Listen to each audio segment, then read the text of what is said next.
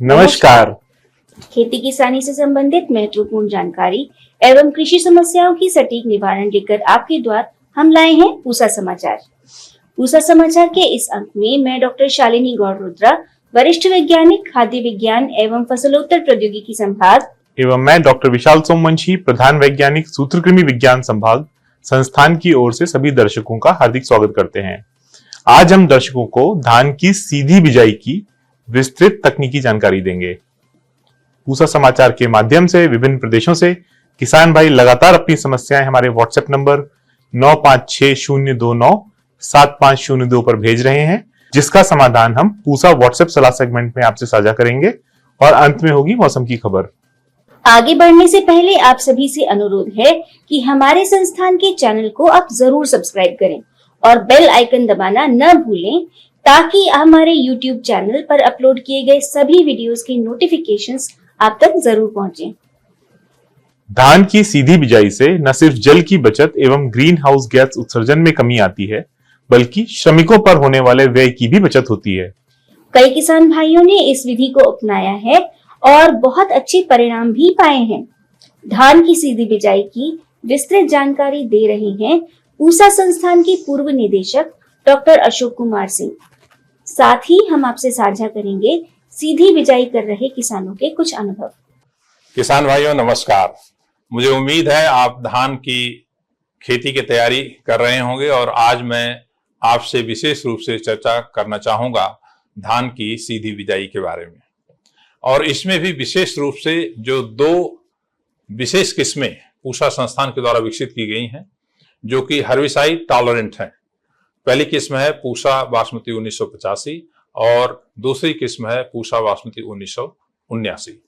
ये दोनों किस्में एक विशेष खरपतवार नाशी दवा आती है, जिसको हम इमिजाथापिर बोलते हैं, परशूट के नाम से बाजार में मिलती है और अन्य कई नामों से मिलती है। इस दवा के प्रति इन दोनों किस्मों में रोधी क्षमता है और ये दवा जो है परशूट, ये सारे खरपतवार जो हैं तकरीबन धान की खेती में जो आते हैं उनको बखूबी उनका नियंत्रण करती है।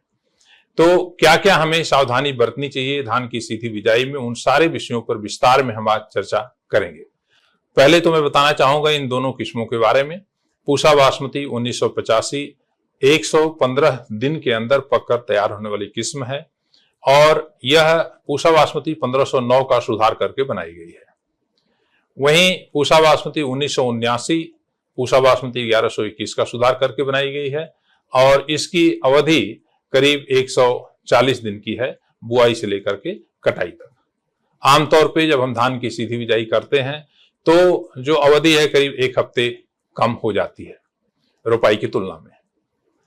अब हम चर्चा करेंगे कि धान की सीधी बिजाई के क्या प्रमुख फायदे हैं। पहली बात, इसमें धान की रोपाई में करीब जो 4,500 से 5,000 रुपए प्रति एकड़ का खर्च आता है, उसकी सीधी बचत होती है। दूसरा, जब हम धान की सीधी बिजाई करते हैं तो ग्रीन हाउस गैस का जो उत्सर्जन होता है, खासकर जब हम रोपाई करते हैं पडलिंग करने के बाद, उसमें मीथेन गैस बहुत ज्यादा निकलती है। तो ग्रीन हाउस गैस के उत्सर्जन में कुल 35% की कमी आती है। और जो सबसे महत्वपूर्ण बात है वो ये है कि धान की सीधी बिजाई में पानी की बचत करीब 30 से 35% होती है रोपाई की तुलना में। आप जानते हैं कि पानी हमारा एक बहुत ही महत्वपूर्ण प्राकृतिक संसाधन है। अगर हमको अपनी अगली पीढ़ी को जल, जलवायु और जमीन इस रूप में सौंपना है कि खेती अच्छी तरह से हो सके टिकाऊ तरीके से, तो हमें धान की सीधी बिजाई के ऊपर जाना नितांत आवश्यक है।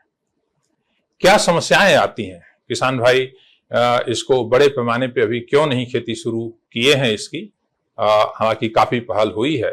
तो सबसे बड़ी समस्या जो धान की सीधी बिजाई में आती है वो खरपतवार की आती है।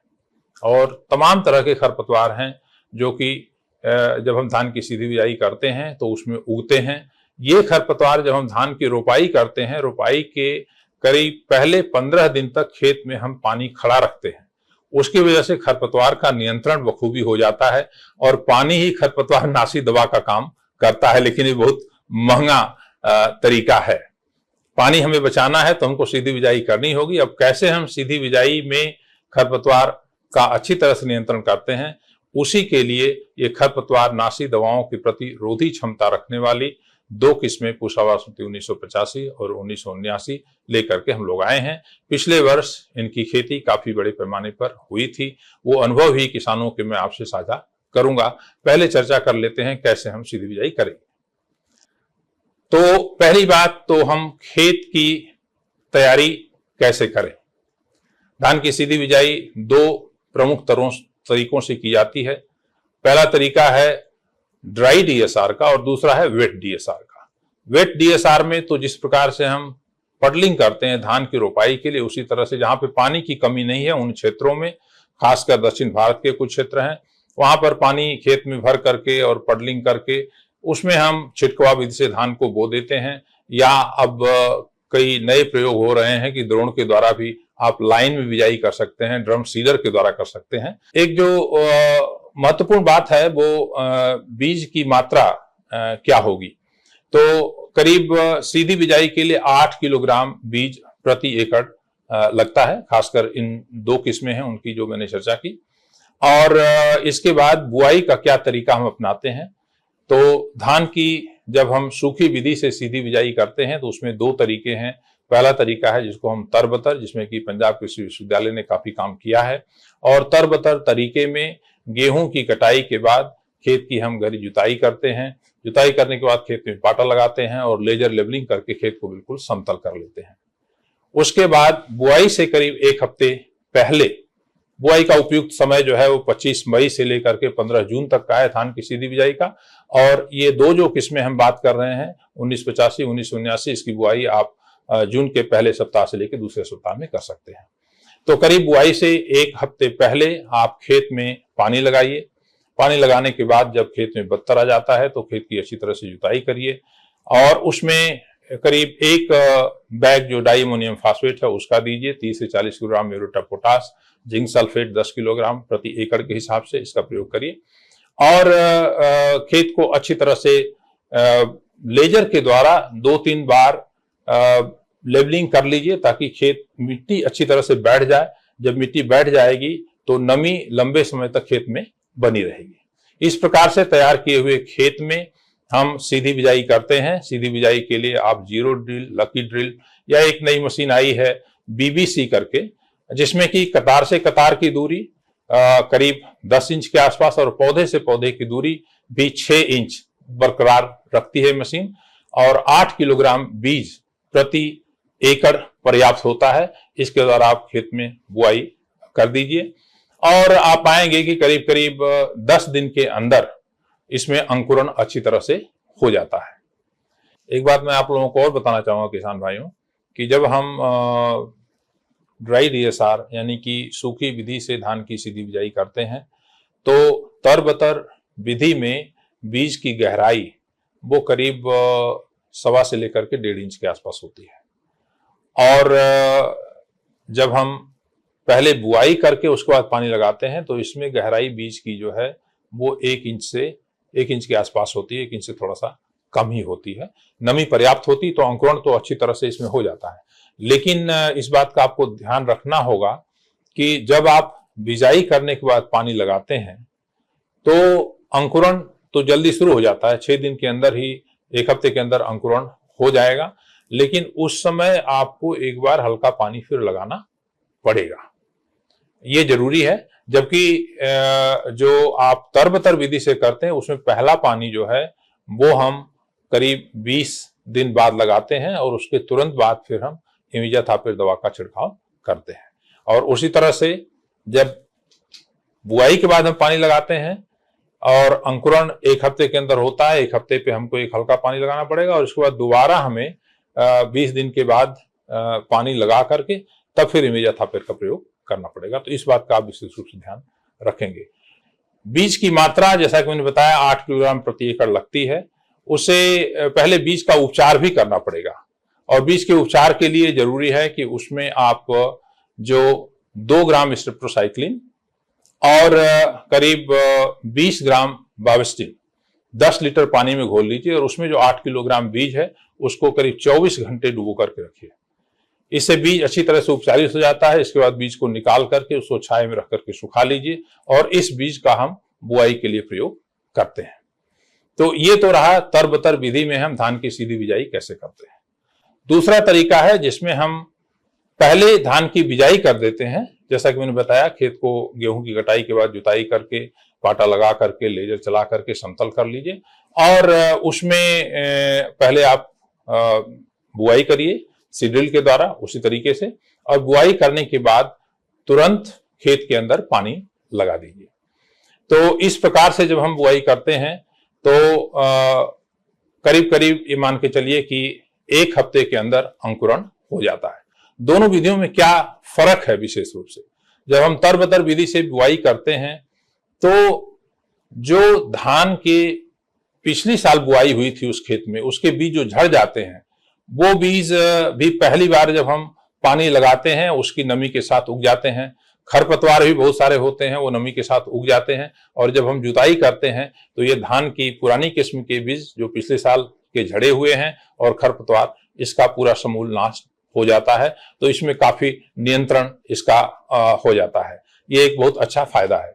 लेकिन इसमें अंकुरण में कई बार अगर मान लीजिए बुआई के तुरंत बाद बरसात हो गई तो जमीन के ऊपर पपड़ी पड़ जाती है। उस पपड़ी के पड़ने से कई बार अंकुरण में कमी आती है। अगर ऐसी स्थिति आपको होती है तो आपसे अनुरोध है कि उस समय खेत में आप हल्का सा पानी लगा दीजिए ताकि मिट्टी मुलायम हो, और मिट्टी जब मुलायम होगी तो अंकुरण अच्छी तरह से हो जाएगा।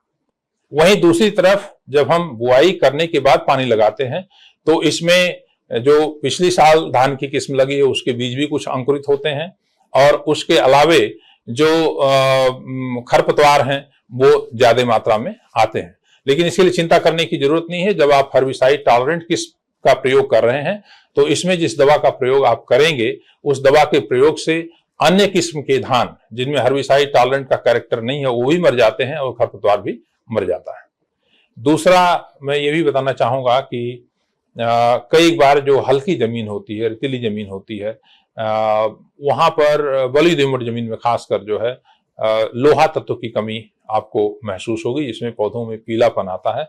तो उसमें आयरन सल्फेट का छिड़काव आपको करना पड़ेगा उसे बचाने के लिए। एक और महत्वपूर्ण बात मैं किसान भाइयों को बताना चाहूंगा कि जब हम ये कहते हैं कि धान की सीधी बिजाई हम पानी बचाने के लिए कर रहे हैं तो आप ये न सोचें कि ऐसे क्षेत्र जहां पर धान हो भी नहीं सकता है, जो बाजरे का क्षेत्र है, ज्वार का क्षेत्र है, वहां पे आप धान की सीधी बिजाई शुरू कर दें तो वहां पे आपको सफलता नहीं मिलेगी। उन क्षेत्रों में, जिन क्षेत्रों में धान की खेती हो रही है उन्हीं क्षेत्रों में रोपाई को छोड़ करके धान की सीधी बिजाई के ऊपर आपको आना है ताकि आप पानी की बचत कर सकें। तो इस बात का भी आप ध्यान रखें। अब आती है बात कि इन दोनों विधियों में, चाहे हम तरबतर विधि का प्रयोग करें या हम बुआई के बाद पानी लगाएं, हमें खरपतवार नियंत्रण के लिए क्या करना चाहिए। तो पहली बात कि बुआई के करीब 48 घंटे के अंदर अंदर हमें तरबतर विधि में पेंडिमिथिलिन दवा 1200 से लेकर के 1500 ml मिलीलीटर, इसको हम 250 लीटर पानी में घोल करके इसका छिड़काव हम कर देते हैं। बुआई की मशीन में भी कई बार इसकी व्यवस्था होती है, उसके साथ के साथ भी छिड़काव आप कर सकते हैं, उसमें कोई दिक्कत नहीं है। और अगर बुआई के बाद आपने पानी लगाया है तो जब 1 या 2 दिन के अंदर जब खेत में चलने लायक हो जाता है 2 दिन बाद, तो उस समय पेंडिमिथिलिन का प्रयोग कर दीजिए। तो ये चूंकि प्री इमरजेंस हर्बिसाइड है, इसके कारण बहुत सारे खरपतवार जो हैं, जो शुरू की अवस्था में उगते हैं, वो अपने आप समाप्त हो जाते हैं। इसका प्रयोग करें।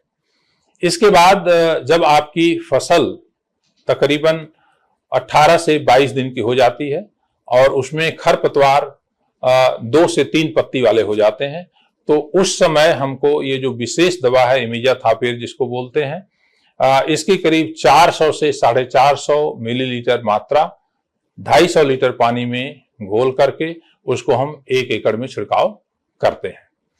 छिड़काव करने से पहले हमें ध्यान रखना है कि हमको खेत में पानी 2-3 दिन पहले लगा देना है और खेत में जब चलने लायक हो जाए तो उस समय इमिजाथापिर का हम प्रयोग करते हैं। इससे जितने खरपतवार हैं, चौड़ी पत्ती वाले भी आएंगे, उसमें सकरी पत्ती वाले भी खरपतवार आएंगे, वो अच्छी तरह से उनका नियंत्रण हो जाता है।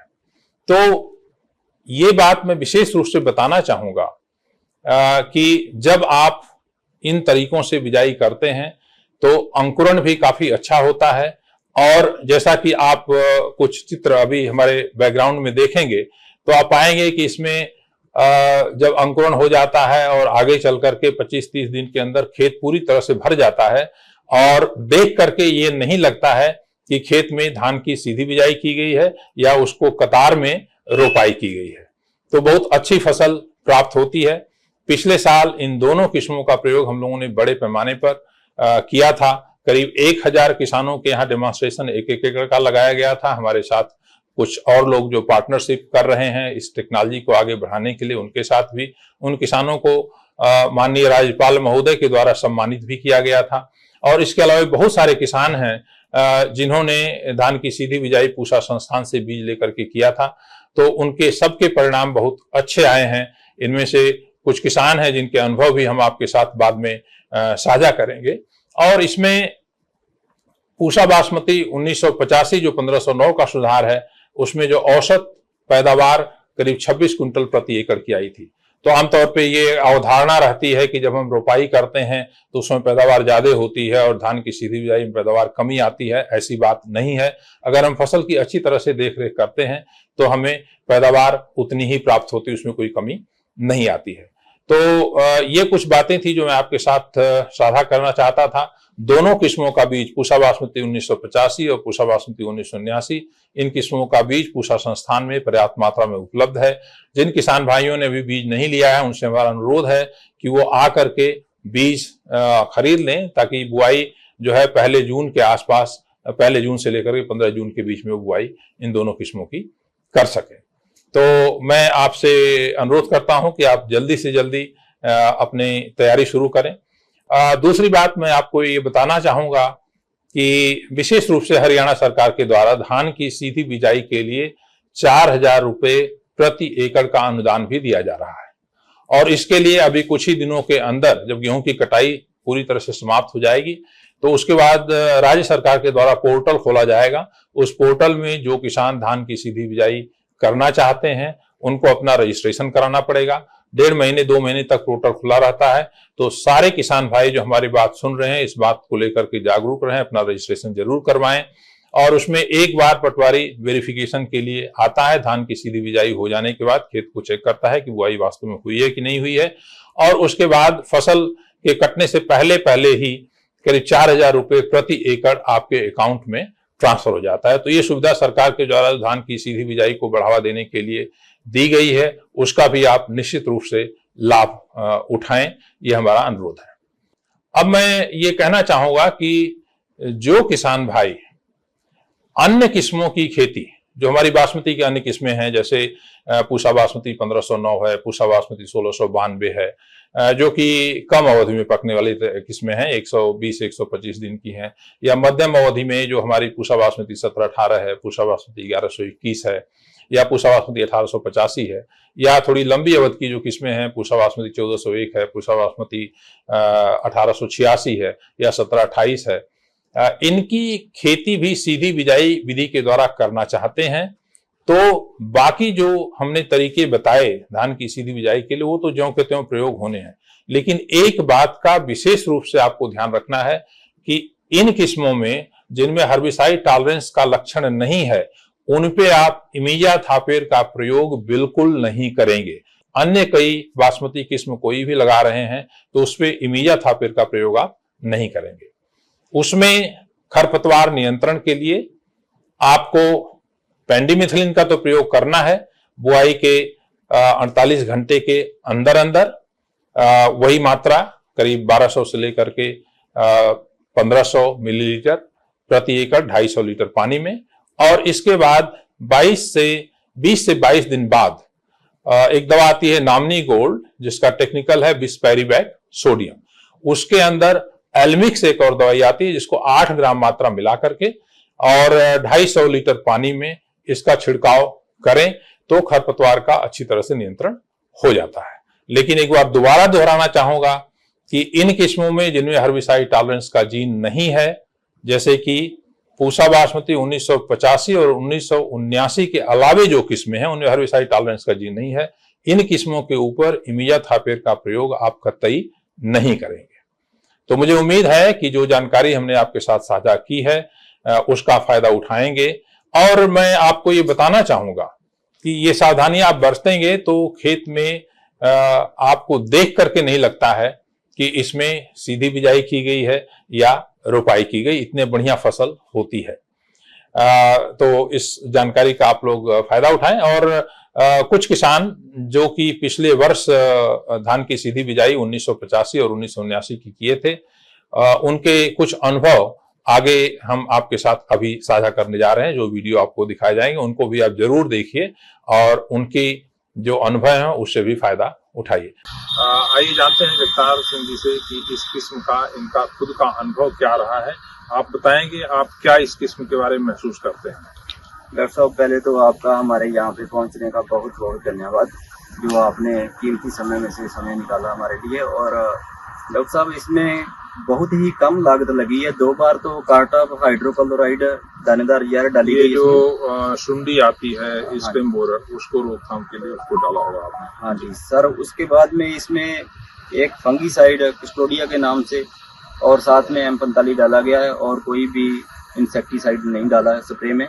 और पहले इमेजाथाइपर तो इसमें डालना ही होता है। कितने दिन बाद बुआई की आप डाले थे इमेजाथाइपर? सर तकरीबन 20 दिन बाद डाल दिया था। 20 दिन बाद डाल दिया था जी। तो उससे खरपतवार का नियंत्रण कैसा रहा? बिल्कुल बढ़िया बढ़िया सर। जैसे हमारे जहाँ पे ये होती है ना 1401 की, जी जी, तो उसमें खरपतवार की थोड़ा ज्यादा समस्या आती है, हाँ। क्योंकि ये नीचे छाया वो लेट करती है और ये जल्दी कवर कर लेती है उसको। जी जी जी। लगभग जो उसने 40-50 दिन पे करना वो ये 25-30 दिन में कर लेती है। हाइट जल्दी ले लेती है, कम टाइम की वैरायटी होने के कारण। तो जो खरपतवार नियंत्रण आप, जैसे कि आपका क्षेत्र जो है ये हमारे समझ से इस क्षेत्र में धान की सीधी बिजाई का रकबा काफी है। जी, कितना क्षेत्रफल जो है सीधी बिजाई में गया होगा? ये 98%। ये 98% रकबा इस क्षेत्र में पूरा धान की सीधी बिजाई का। जी बिल्कुल। और जो पहले किस्में आप धान की सीधी बिजाई में प्रयोग लाते थे वो किस्मों में आप पेंडिमिथिलीन डालना पड़ता था और उसके बाद फिर बिस्पेरिबैक्टीरियम नामनी गोल्ड डालना पड़ता था। जी। और उसके बावजूद भी जो नियंत्रण है खरपतवार का बहुत अच्छा नहीं हो पाता था। और इस केस में चूंकि ये इमिजाथापिर एक ऐसी दवा है जो कि सारे खरपतवार को मार देती है, तो उसके स्प्रे से खरपतवार का नियंत्रण अच्छा होता है। जी बिल्कुल। ये फसल मैं देख रहा हूँ 1847 की लगी। कितने एकड़ में लगाई है आपने? ये 30 एकड़ में लगी है। 30 एकड़ में इन्होंने 1847 की फसल लगाई है। बहुत ही अच्छी फसल है और इसमें बीमारी के कोई लक्षण कहीं नहीं नजर आ रहे हैं। उत्तम सिंह जी, आपको क्या लगता है इसमें जो है कितनी पैदावार आपको आएगी 1 एकड़ में?